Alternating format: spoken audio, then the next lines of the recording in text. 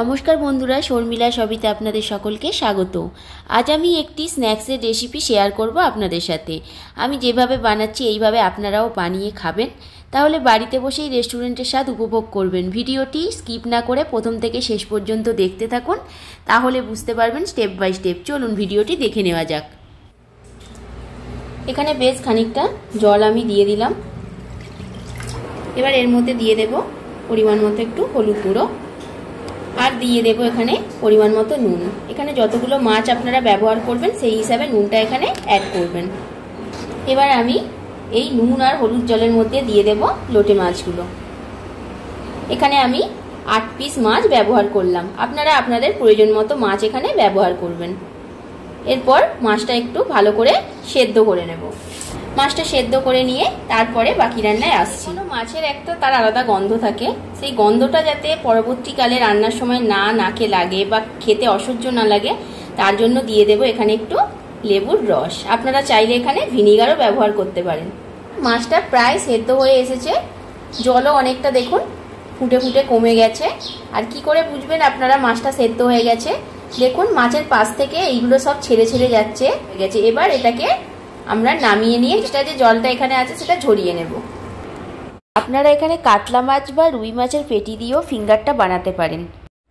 দেখুন যে এক্সট্রা জলটা ছিল সেই এক্সট্রা জলটা ঝরে গেছে। এবার এগুলোকে একটা প্লেটের মধ্যে নামিয়ে নেব। একটা প্লেটে নিয়ে নিয়েছি।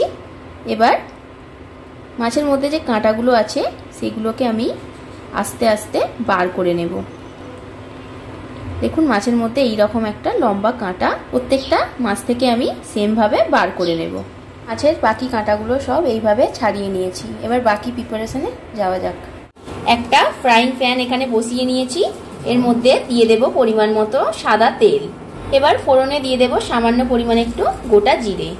এরপর দিয়ে দেব এতে দুটো মিডিয়াম সাইজের পেঁয়াজ কুচি।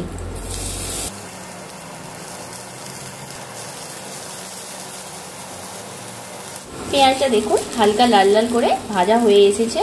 এবার আমি এর মধ্যে দিয়ে দেব আদা রসুন বাটা। আদা রসুন দিয়ে দেওয়ার পরে এখানে আদা রসুনটাকে ভালো করে আমি কষিয়ে নিয়ে এবার কিছু গুঁড়ো মশলা আমি এই মশলাটার সাথে অ্যাড করে নেব। পরিমাণ মতো দিয়ে দেব হলুদ গুঁড়ো, অল্প একটু দিলাম কাশ্মীরি লঙ্কা গুঁড়ো, দিয়ে দিলাম ধনে গুঁড়ো, এরপর দিয়ে দিলাম সামান্য পরিমাণ জিরে গুঁড়ো, এবার দিয়ে দিলাম একটু গরম মশলা গুঁড়ো।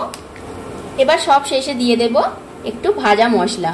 এই ভাজা মশলাটা করতে কি কি লেগেছে আমি ডেসক্রিপশন বক্সে দিয়ে দেব।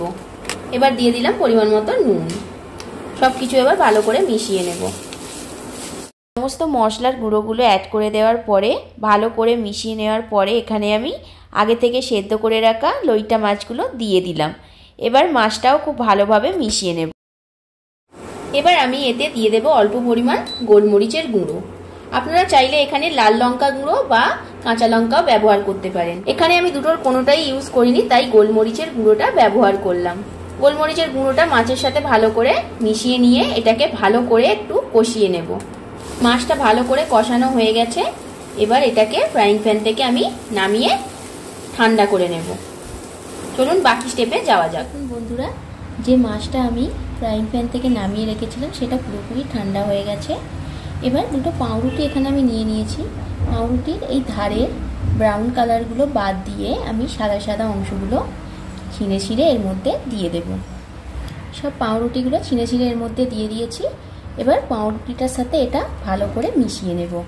পাউরুটিটা দেওয়ার কারণ এখানে এটাই, মাছটা যে নরম হয়ে আছে সেই নরম ভাবটা যাতে না থাকে তার জন্য এই পাউরুটিটা আমাকে এখানে মেশাতে হচ্ছে। এখানে আমি দুটো পাউরুটি সাদা অংশটা ব্যবহার করছি, আপনারা আপনাদের প্রয়োজন মতো এখানে ব্যবহার করে নেবেন।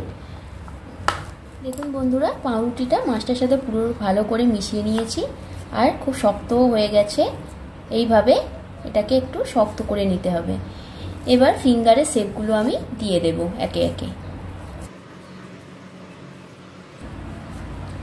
নিয়ে আপনারা যে যেরকম ফিঙ্গারের সাইজ করবেন, ফিঙ্গারগুলো একটু ছোট সাইজেরই হয়, তাই এটা আমি বেশি বড় করব না।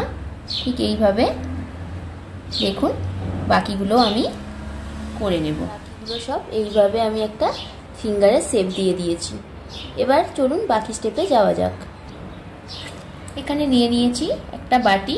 এবার একটা ডিমকে আমি ফাটিয়ে এর মধ্যে দিয়ে দেব। দুটো ডিম এখানে ফাটিয়ে নিয়েছি। এবার এর মধ্যে দিয়ে দেব পরিমাণ মতো নুন আর দিয়ে দেব একটু গোলমরিচ গুঁড়ো। ডিমটাকে একটা কাঁটা চামচের সাহায্যে ভালো করে গুলে নেব। এরপর এখানে অল্প পরিমাণে একটু কর্নফ্লাওয়ার দিয়ে দিলাম। এটা অপশনাল, এটা চাইলে আপনারা এখানে নাও ব্যবহার করতে পারেন, বা কর্নফ্লাওয়ারের বদলে এখানে একটু ময়দাও আপনারা নিতে পারেন।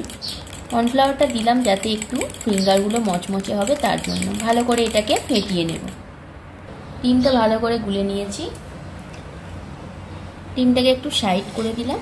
দেখুন এখানে নিয়ে নিয়েছি ব্রেড ক্রাম্বস আর এখানে এই ডিমের গোলাটা।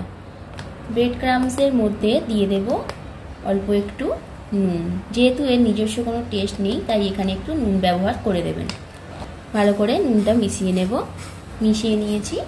একটা করে ফিঙ্গার আমি ডিমের গোলাটার মধ্যে দিয়ে দিলাম। এবারে ডিমের গোলা থেকে এটাকে তুলে নিয়ে ব্রেড ক্রাম্বসের মধ্যে আমি দিয়ে দিলাম। ভালো করে গায়ে যাতে লেগে যায় সেই রকমভাবে কোট করে নেব। এটা আমি ডাবল কোট করব যাতে খেতে বেশি মচমচে হয়, তার জন্য। এটা আর একবার ডিমের গোলাটায় দিয়ে দিলাম। ভালো করে ডিমের গোলাটা মিশিয়ে নিলাম। আবার কাঁটা চামচের সাহায্যে এটাকে তুলে নিলাম। নিয়ে আবার আমি একটা কোট দিয়ে দিলাম। দেখুন বন্ধুরা, হয়ে গেছে এক পিস। বাকিগুলো আমি এইভাবে বানিয়ে নেব। বাকি ফিশ ফিঙ্গারগুলো আমি একইভাবে শেপ দিয়ে দিয়েছি। এবার একটা কড়া গরম করে তাতে দিয়ে দেব বেশ খানিকটা সাদা তেল। তেলটা খুব ভালোভাবে গরম করে নিয়ে একে একে ফিশ ফিঙ্গারগুলো আমি তেলের মধ্যে ছেড়ে দেব। ফিশ ফিঙ্গারগুলো আমি খুব লাল বা খুব কড়া করে ভাজবো না, হালকা করে দুটো সাইড একটু এদিক ওদিক করে উল্টে নিয়ে তুলে নেব। এবার সমস্ত ফিশ ফিঙ্গারগুলো তুলে নিলাম। এবার বাকি যেগুলো আছে সেগুলো সেমভাবে আমি হালকা করে একটু ভেজে নেব। এই রকম শীতের সন্ধ্যায় 1 কাপ কফি বা 1 কাপ চায়ের সাথে যদি এই রকম মুচমুচে ফিশ ফিঙ্গার পাওয়া যায় তাহলে সন্ধ্যের আড্ডাটা বেশ জমেই যায়। তো ফিশ ফিঙ্গারগুলোকে আমি ডাবল করে আরও একবার ভেজে নেব। আপনারাও যদি এইভাবে ডাবল করে ভাজেন তাহলে যে কোনো ফিশ ফ্রাই বা ফিশ ফিঙ্গার এইরকম মুচমুচে খেতে হবে। মুচমুচে লইটা মাছের ফিশ ফিঙ্গার পুরোপুরি রেডি হয়ে গেছে। আজকের ভিডিওটি যদি বন্ধুরা আপনাদের ভালো লেগে থাকে তাহলে অবশ্যই একটা লাইক, কমেন্ট অ্যান্ড শেয়ার করবেন। আর যারা চ্যানেলটিকে সাবস্ক্রাইব করেননি এখনও, প্লিজ চ্যানেলটিকে সাবস্ক্রাইব করে দেবেন।